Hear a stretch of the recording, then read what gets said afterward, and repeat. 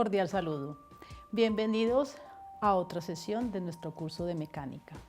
Mi nombre es Lucero Álvarez Miño. Soy profesora asociada de la Universidad Nacional de Colombia, sede Manizales. En esta oportunidad vamos a hablar sobre la cinemática del movimiento rotacional. Este tema no es totalmente desconocido para ustedes, porque ya en una clase anterior hablaron sobre el movimiento circular uniforme. Precisamente la pregunta que aquí nos estamos formulando es ¿cómo se describe un movimiento rotacional? Y ustedes ya han respondido en parte, prácticamente totalmente, esa pregunta cuando se habló del movimiento circular uniforme. Solamente que el movimiento circular es un caso particular, digamos, del movimiento rotacional. Entonces, en esta primera filmina se presentan algunas de las variables que nos interesan cuando hablamos de un movimiento rotacional. Tenemos variables como el ángulo, la velocidad angular, el periodo. Y ya ustedes conocen, con ayuda de la trigonometría, además, las relaciones que existen entre estas variables angulares y aquellas lineales. En la gráfica se muestra el vector posición de un punto que describe una trayectoria curva, puede ser particularmente circular. Ese es el vector R. Se muestra el ángulo θ, también llamado ángulo azimutal, que es el ángulo que forma el vector posición de la partícula con el semieje positivo de las X. Se muestra el vector velocidad lineal. El vector velocidad siempre es tangente a la trayectoria que describe nuestra partícula. Hemos ahí también colocado las coordenadas de ese punto, X y Y. Ahorita recordaremos su relación con las variables que llamamos también a veces polares, o sea, el radiovector R, la magnitud de ese radiovector y el ángulo θ. Y ven ustedes dos vectores con el símbolo circunflejo, que recuerden, o gorrito, coloquialmente hablando, que es como se simbolizan vectores unitarios. Y esos dos vectores que aparecen allí son un vector R unitario en la misma dirección del vector R, vector posición, y un vector T, esa T es por tangencial, vector rojito. Entonces, iniciemos escribiendo y recortando algunas relaciones de las variables que ya ustedes conocen.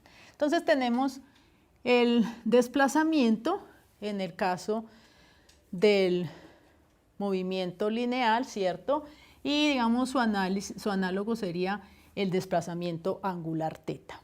Tenemos que al tener un desplazamiento angular dado, pues como su nombre indica, por un ángulo que se mide según explicamos con la filmina, entonces podemos hablar de la variación en el tiempo de este ángulo y eso nos da la definición de la velocidad angular. Si tenemos la segunda derivada de la variación, o sea, la segunda derivada del ángulo con respecto al tiempo, es decir, la primera derivada de la velocidad angular, pues tendremos entonces lo que se definiría de manera análoga a cómo se hace con las variables lineales, la aceleración angular. Tenemos el ángulo, velocidad angular, aceleración angular. Entre las relaciones que ustedes conocieron, tenían, por ejemplo, también la relación entre el ángulo, la velocidad angular y el periodo, 2pi sobre t, donde t, recuerden, es el tiempo en que se demora la partícula en realizar una rotación completa. Las unidades de esta velocidad angular, radianes sobre segundo.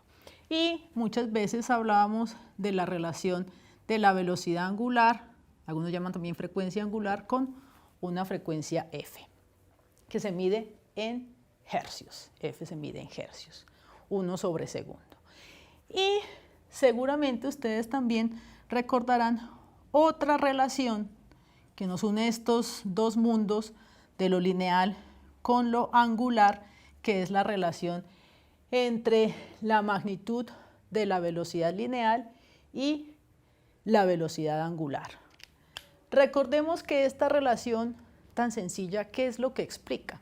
Explica que si tenemos, por ejemplo, un disco rotando, los puntos que están más cerca al centro del disco, si suponemos que el disco está rotando con respecto a su eje de simetría, esos puntos van a tener una velocidad lineal más pequeña que aquellos que están más alejados del centro del disco. Esto tiene que ser así para que todos los puntos barran el mismo ángulo en el mismo intervalo de tiempo, es decir, para que todos tengan la misma velocidad angular. Estos puntos de aquí se van a mover con una velocidad lineal, pero estos de acá tienen que tener una mayor velocidad lineal, para que precisamente entonces todos se mueven con la misma velocidad angular, pero aquellos más alejados del centro tienen una mayor velocidad lineal, producto de este radio que aparece aquí, o debido a ese radio que aparece ahí. Bueno, con esta sencilla ecuación ya se pueden empezar a hacer algunos cálculos. Ahora, ustedes se preguntarán, si B es un vector, R es un vector, omega, tal vez ya lo vieron, pero lo vamos a recordar, ¿es o no un vector? Y la respuesta es sí. Esto se muestra aquí en la diapositiva, donde hemos señalado tres vectores importantes. El vector posición, que es el vector verde, el vector velocidad lineal, perdón, al contrario, el azulito es el vector posición, el vector verde es la velocidad lineal y el vector naranja es el vector velocidad angular. Si ustedes se dan cuenta, la velocidad angular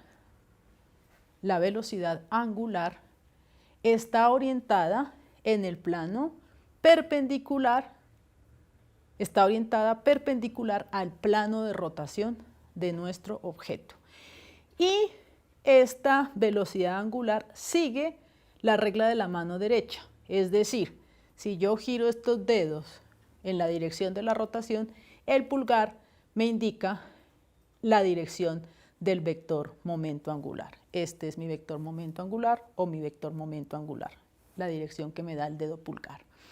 Entonces, realmente hay otra relación, voy a escribirla aquí vectorial, entre el momento, entre la velocidad angular y la velocidad lineal. Es un producto cruz, la velocidad angular es un producto cruz entre el vector R y el vector B. Se aplica la regla de la mano derecha para productos cruz. El resultado de un producto cruz de dos vectores es un vector, como ustedes ya saben. Se puede aplicar, yo la aplico rotando los dedos en la dirección del primer vector hacia el segundo, de manera que el pulgar me indica el resultado de ese producto cruz. Hay quienes lo hacen haciendo usando estos tres dedos. El dedo índice indica el primer vector, rota hacia el segundo vector, el dedo medio, y el pulgar nos indica el resultado de este producto cruz. R cruz B igual a W. Como quieran hacerlo, simplemente rotando los dedos. Entonces, con esta sencilla relación que existe entre estas magnitudes del vector velocidad y el vector velocidad angular, movimiento circular, podemos hacer cálculos. Cálculos como cuáles, que pueden a ustedes llamarle la atención y que están resumidos en esta diapositiva, pero que vamos a indicar cómo se hacen. Ustedes pueden completar los cálculos con más calma en sus casas.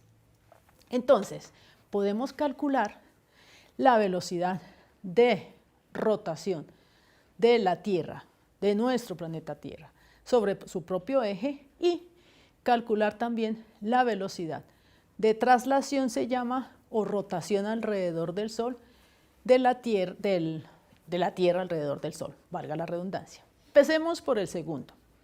¿Cómo se haría ese cálculo?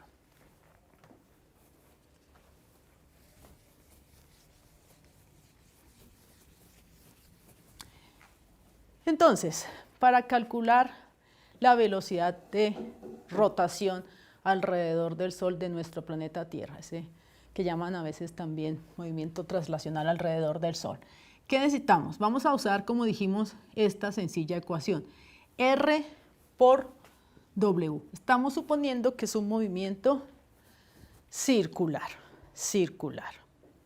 Realmente sabemos que las órbitas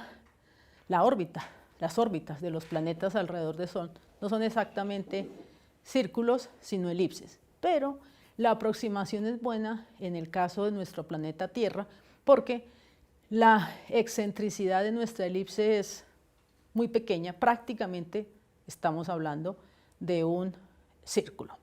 Entonces, ¿qué necesitamos para calcular la velocidad, llamemos, de traslación, o sea, la de rotación alrededor del Sol? Necesitamos la distancia que separa, el radio o distancia que separa a la Tierra del Sol.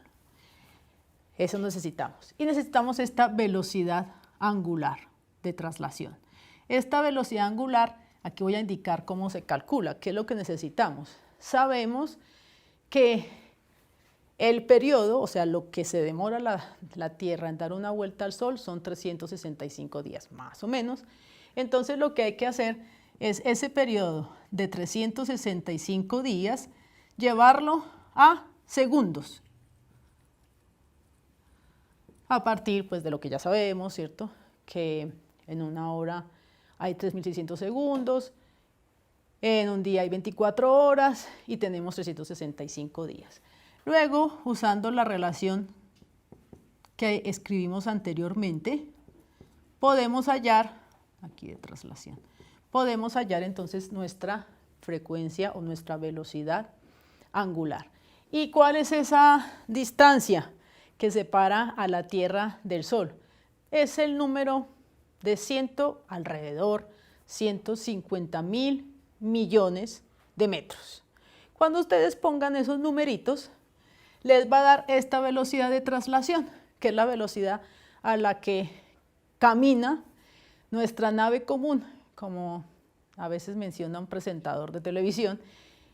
Les va a dar el sorprendente número, para mí sorprendente, siempre que lo veo me sorprendo más, de 2,97 por 10 a la 4 metros sobre segundo, es decir, aproximadamente 30 kilómetros por segundo. A esa velocidad vamos en esta nave llamada Tierra. 30 kilómetros por segundo, uno dice, bueno, ¿con qué comparar? Pasemos esos 30 kilómetros por segundo a kilómetros por hora. Lo que hay que hacer es multiplicar en últimas por 60, eso nos va a dar una velocidad de 1.800 kilómetros por hora. 1.800 kilómetros por hora. A esa velocidad estamos andando. Los aviones transatlánticos alcanzan velocidades de entre 800 y 1.000 kilómetros por hora. Entonces, 1.800 kilómetros por hora es una velocidad nada despreciable a la que caminamos con este hermoso planeta Tierra. Podemos también entonces hallar la velocidad de rotación, que esa es la velocidad, pongamos aquí rotación, o sea, la velocidad a la que rota sobre su propio eje nuestro planeta Tierra. Y entonces allí en esta diapositiva tenemos que la velocidad angular, esa velocidad angular en ese caso, ¿cómo se va a calcular? Esa velocidad angular, no va a escribirlo, esa velocidad angular, ¿cómo se va a calcular? Pues necesitamos pasar las 24 horas que dura un día a segundos, eso nos da el periodo, ¿cierto? Y luego ya dividimos 2pi sobre ese periodo y nos va a dar esa velocidad angular que nos resulta ser igual a 7.27 por 10 a la menos 5 segundos a la menos 1. Y hay que multiplicar entonces por un radio, por una R.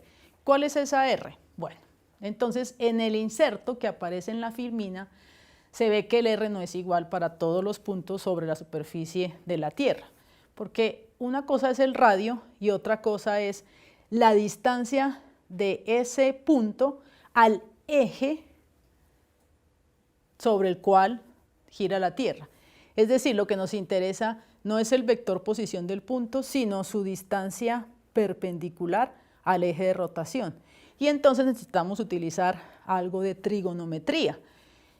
Y vamos a utilizar el ángulo que forma el radiovector de nuestro punto sobre la superficie terrestre con el plano ecuatorial. Ese ángulo lo hemos llamado aquí tita. Ese ángulo es el que nos da la latitud en últimas. Latitud 0, cuando estamos en el Ecuador, no sé, latitud alrededor de 40 cuando está, no sé, en Moscú, y latitud por encima del círculo polar ártico en una ciudad como, no sé, Kirkenes o una ciudad por allá, muy cerca al polo. Entonces, realmente la velocidad de rotación nos va a dar el número de 464 metros sobre segundo multiplicado por el coseno de nuestro ángulo tita. Es decir, que la velocidad de rotación de un punto sobre la superficie terrestre depende de la latitud. Si estamos en el Ecuador, tenemos la velocidad máxima, 464 metros sobre segundo, ¿cierto? Ustedes se dan cuenta que es bastante más pequeña que la velocidad de traslación. Si estamos entonces en el Ecuador, nos da la velocidad máxima, coseno de 0, 1. Si estamos en el polo, coseno de 90, 0. El polo está parado justo sobre el eje de rotación, entonces no hay velocidad de rotación. Y así la velocidad de rotación depende del punto de la latitud donde nos encontremos en el planeta Tierra. Fíjense entonces una práctica y sencilla aplicación de una de esas ecuaciones que ya conocíamos del movimiento circular. Listo. Realmente sucede que en el movimiento circular ustedes hablaron y se enfocaron en el movimiento circular uniforme. ¿Qué significa movimiento circular uniforme? Hay una velocidad lineal, sabemos que es un vector tangente a la trayectoria, en ese caso un círculo. Cuando decimos movimiento circular uniforme, la palabra uniforme se refiere a que la magnitud de ese vector velocidad se mantiene constante, pero obviamente su dirección está variando, porque si no, ¿cómo describe el círculo, cierto? Y ustedes recuerdan probablemente que como efecto de esa variación de la dirección del vector velocidad surge una aceleración, porque la variación de la velocidad implica una aceleración.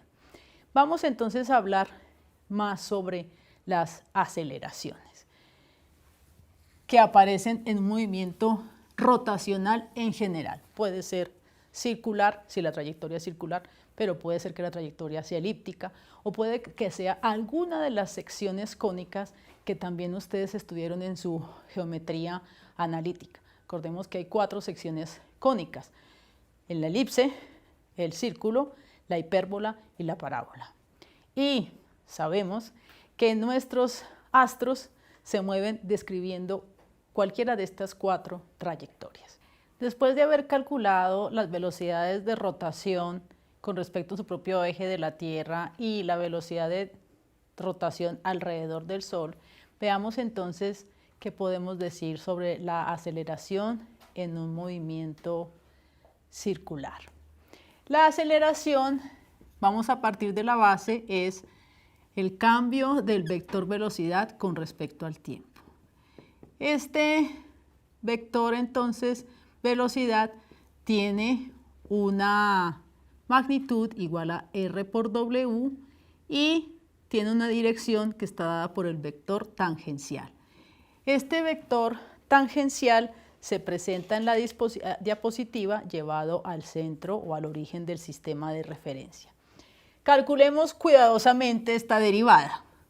Entonces, vamos a tener movimiento circular, este R permanece constante, la derivada con respecto al tiempo de W. Recordemos cuáles son las variables que dependen con respecto al tiempo. Dependen del tiempo el ángulo y la velocidad angular, hablando de las variables angulares. Entonces, este primer término nos da una aceleración, una componente tangencial de la aceleración. ¿Por qué tangencial? Pues porque está en la dirección del vector tangencial. Ahora, siguiendo con la regla de derivación de un producto, tenemos entonces, sacamos el R omega y nos queda la derivación del vector unitario tangencial. Ese vector, ¿por qué lo vamos a derivar? Porque ese vector está cambiando su dirección en ese movimiento circular. Entonces, para calcular esa derivación, hacemos uso de lo que se muestra en la gráfica, que es el vector tangencial en rojo, y lo vamos a escribir en sus componentes ortogonales con respecto a los vectores unitarios I y J. Voy a reproducir aquí lo que muestra la diapositiva, el vector tangencial T unitario, tenemos los vectores unitarios J e I, el ángulo azimutal θ, que es el ángulo del vector posición de nuestro punto, que se repite en este otro lugar. Para saber por qué es así, pues ustedes pueden recurrir al teorema de congruencia de ángulos por lados perpendiculares entre sí. Y entonces nuestro vector t se va a escribir como menos seno de θ y más coseno de θj. Este signo menos, ¿por qué? Pues porque el dibujo lo muestra, la proyección del vector t tangencial es en el sentido o es en la dirección o es sobre el semieje negativo de las x. Ahora procedemos a derivar. Hay que recordar que θ está ahí una dependencia con el tiempo y queremos derivar con respecto al tiempo. Es decir, que aquí nos va a tocar aplicar la regla de la cadena. Entonces, la derivada de seno, de menos seno, es menos coseno de θ. Y hay que derivar con respecto al tiempo. ¿Dónde está escondido el tiempo? En el ángulo. Por eso aquí aparece la derivación del ángulo con respecto al tiempo, es decir, nos va a aparecer la velocidad angular. Para el otro término nos va a quedar menos, la derivada de coseno es menos seno de θ y la regla de la cadena. Derivamos con respecto al tiempo nuestro ángulo, de nuevo aparece nuestra velocidad angular. Entonces nos queda que la derivada de este vector unitario es igual a menos, esto es la velocidad angular W, y nos va a quedar menos W por el coseno de θi más el seno de θj. ¿Pero qué es menos coseno de θi más seno de θj? Bueno, en rojito voy a dibujar aquí el vector unitario R unitario. R unitario es, como se ve del dibujo, R unitario es coseno de θi más seno de θj.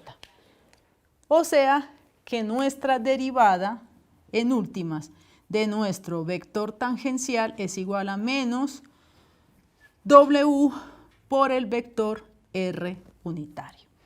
Volviendo entonces a nuestra aceleración, tenemos R por la derivada de la velocidad angular con respecto al tiempo, es decir, la aceleración angular en la dirección tangencial. Y tenemos menos R por W al cuadrado por R unitario. Entonces, tenemos aquí ya el resultado de nuestra derivación. Tenemos una componente que es la aceleración tangencial, que es igual a R por alfa, y una componente con signo negativo que es nuestra aceleración, que llamamos comúnmente aceleración, voy a poner aquí el nombre completo, centrípeta. ¿Por qué aceleración centrípeta? Porque ese vector está hacia el centro, hacia el centro dirigido donde el eje de rotación, hacia el centro de la rotación. Entonces, tenemos aquí ahora sí nuestras dos componentes, la aceleración tangencial y la aceleración centrípeta. También, como nosotros sabemos que B es igual a R por W, entonces podemos escribir nuestra aceleración centrípeta, su magnitud, voy a escribir su magnitud, sería R por B al cuadrado sobre R cuadrado, y aquí llegamos a una expresión que probablemente ustedes también recordarán del movimiento circular uniforme, que es la magnitud de la aceleración centrípeta B cuadrado sobre R. Entonces, eso justifica nuestro dibujo que aparece allí en esta diapositiva, la aceleración centrípeta, ese vector orientado hacia el centro de rotación, y la aceleración tangencial orientada, obviamente tangencialmente, en la misma dirección que la velocidad lineal. Hemos entonces así completado cómo se calcula la aceleración. Cuando ustedes hablaron del movimiento circular uniforme, ¿qué pasaba? Solamente había aceleración centrípeta. ¿Por qué aquí apareció la aceleración centrípeta? Por esta dependencia, esta derivación, porque el vector tangencial, que está en la misma dirección, la velocidad lineal, que este vector tangencial, está cambiando con el tiempo. Es decir, la causa de que haya una aceleración centrípeta es que hay una variación en la dirección del vector velocidad. La variación de la dirección del vector velocidad implica una aceleración. Siempre en un movimiento rotacional, entonces mínimo va a haber una aceleración debida al cambio de la dirección del vector velocidad. Pero si además el vector velocidad cambia su magnitud, va a aparecer una aceleración tangencial. Este término no nos aparecía en el movimiento circular uniforme, porque en el movimiento circular uniforme el vector velocidad lineal mantiene constante su magnitud. Entonces, lo único que ustedes tenían en ese caso era una aceleración centrípeta. Ahora, si hay una aceleración centrípeta, podemos entonces pensar en una fuerza centrípeta, de la que ustedes también seguramente han hablado. Ahora hay que tener cuidado también con esa fuerza centrípeta. Me explico. Supongamos que tenemos una situación en la que hacemos rotar un cuerpo en un plano vertical, así, en un plano vertical. Tuviera una cuerdita y pudiera hacerlo rotar un cuerpo en un plano vertical. Ese es un problema complicado. Problema complicado porque es un movimiento que es circular por la trayectoria que describe, pero que no es circular uniforme.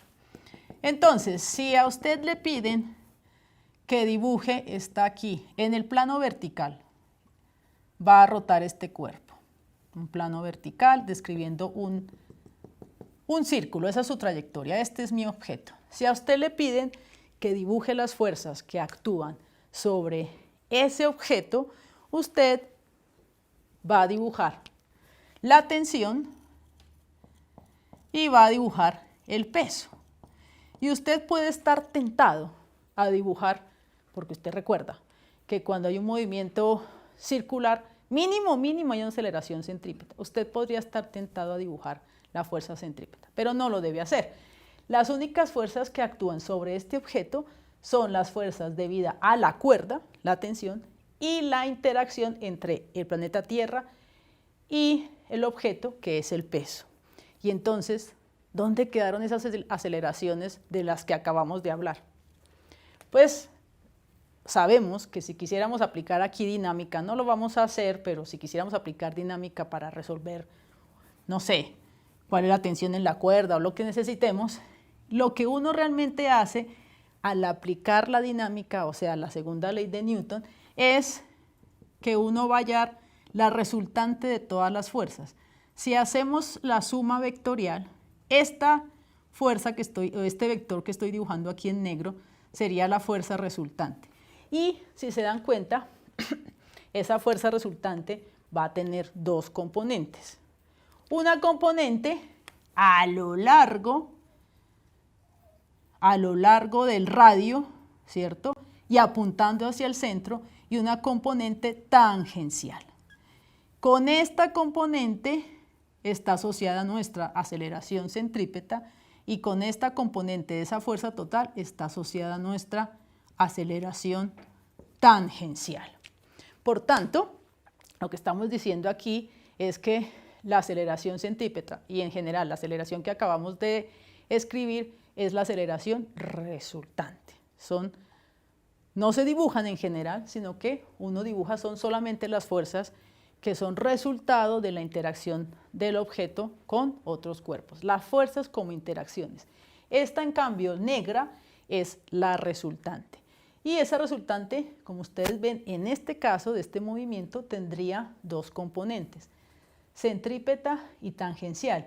En este caso de este cuerpo que rota en un plano vertical, fíjense que la relación entre la tensión y el peso va cambiando de punto en punto. Eso quiere decir que este efectivamente es un caso de un movimiento circular en el que vamos a tener aceleración centrípeta, como siempre, y aceleración tangencial, porque la velocidad va a cambiar no solamente su dirección, sino también su magnitud. Entonces, así estamos ya redondeando las relaciones que existen entre las aceleraciones tangenciales, centrípeta. Fíjense que en la aceleración tangencial, y recordemos esto, está escondida la aceleración angular, también eso es un hecho importante, y ahí están dadas las diferentes relaciones que existen entre las variables angulares y las variables lineales. En este último cuadro se presenta un resumen de estas magnitudes lineales y angulares. En la lineal tenemos entonces el desplazamiento y su contraparte, el ángulo. Y la relación está escrita en el cuadro, es r por teta. En la relación de la velocidad tenemos la velocidad lineal y la velocidad angular. Ambos son vectores. Y en este dibujo otra vez hemos reproducido la relación que existen entre esos vectores y está la ecuación que relaciona vectorialmente a la velocidad angular con la velocidad lineal, como el producto cruz, r cruz b dividido entre r cuadrado. Siempre con el pulgar nos indica la dirección del momento angular. Y la aceleración, tenemos que la aceleración es entonces la aceleración lineal, que puede en general tener dos componentes, y la aceleración angular, y están aquí escritas las magnitudes de esas aceleraciones. Y recordar que la aceleración centrípeta, su nombre lo indica, va hacia el centro. Entonces, para recordar que algunas veces se habla de la aceleración centrífuga, atención con eso, cuando ustedes de pronto ya estudiaron momentos, o no momentos, sino sistemas de referencia no inerciales, fuerzas aparentes, eso es allí otra discusión. Entonces, aquí hemos repasado las relaciones que existen entre las diferentes variables lineales y angulares que nos ayudan a describir un movimiento rotacional. Y entonces nos queda la actividad que vamos a trabajar para reforzar o para llamar su atención, para motivar la continuación del estudio de movimientos rotacionales. Y es bien interesante porque aquí vamos a hablar de una fuerza que se llama la fuerza de Coriolis. Y ahora nos encontramos en un mundo desconocido y quisiera ver qué es lo que ocurre si le lanzo esta pelota a Joaquín. Si miran atentamente verán que no sale del todo bien. Voy a tratar de apuntar mejor, pero vuelve a desviarse. Parecería que en nuestro mundo todo cuerpo en movimiento sufre una desviación lateral. Y aún apuntando muy cuidadosamente, solo lo logro con gran dificultad. Se puede apreciar acá nuevamente una desviación lateral cuando la pelota vuela por el aire. Una cosa está clara y es que nos encontramos sobre un plano giratorio. Y la cámara, arrastrada en este movimiento, muestra imágenes que no nos permiten ver efectivamente que estamos girando. Y ahora voy a lanzar un chorro de agua sobre Babette.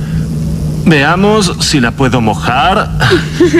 Podemos apreciar que el chorro también sufre un desvío, pero esta desviación no guarda ninguna relación con la fuerza centrífuga, sino que se trata del llamado efecto Coriolis. Por ejemplo, tomemos un péndulo. Este puede servirnos para reconocer en qué sistema nos encontramos. Por regla general, un péndulo oscila en el mismo lugar, pero aquí, en este microcosmos, dibuja el contorno de una roseta. O sea que se desvía siempre lateralmente. Si usted quiere experimentar este mundo desconocido en su propia casa, no tiene más que construir una superficie giratoria como esta. Lo cierto es que no nos es tan ajena la experiencia que realizamos sobre un plano giratorio, ya que vivimos sobre una esfera giratoria como es la Tierra. El movimiento se realiza de oeste a este y las velocidades alcanzadas son bastante altas. Por ejemplo, en el Ecuador se alcanzan unos 1.600 kilómetros por hora. Y la vieja pregunta es si se mueve conjuntamente la capa de aire que la rodea. Esta es una cinta plástica que hemos colocado alrededor de la Tierra, y si hacemos girar ahora el globo terráqueo a gran velocidad, veremos que la cinta plástica es arrastrada, o sea que la pregunta ha sido contestada. La capa de aire se mueve junto con la Tierra. Y también queda contestada la vieja cuestión que uno se planteaba hace más de 100 años de si sería confortable el viaje en globo. La gente creía antes que simplemente se ascendía y la Tierra giraba por debajo del globo de aire caliente y se aterrizaba, por ejemplo, en América. Pero ello no es así, como ustedes ya han visto. Debido a que la capa de aire gira conjuntamente, sobre ella actúa aquí también la fuerza Coriolis.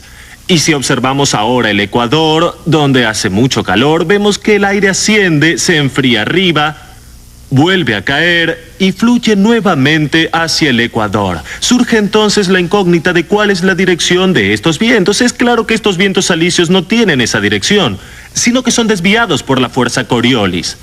O sea que existe el alisio del noreste y el del sureste. Esta es, pues, la influencia de la fuerza Coriolis sobre nuestra vida cotidiana. También los líquidos están sujetos a la fuerza Coriolis, como puedo demostrárselo con este ejemplo extraordinario. Aquí tengo un plano giratorio al que está conectada una manguera por la que voy a hacer correr agua en esta dirección.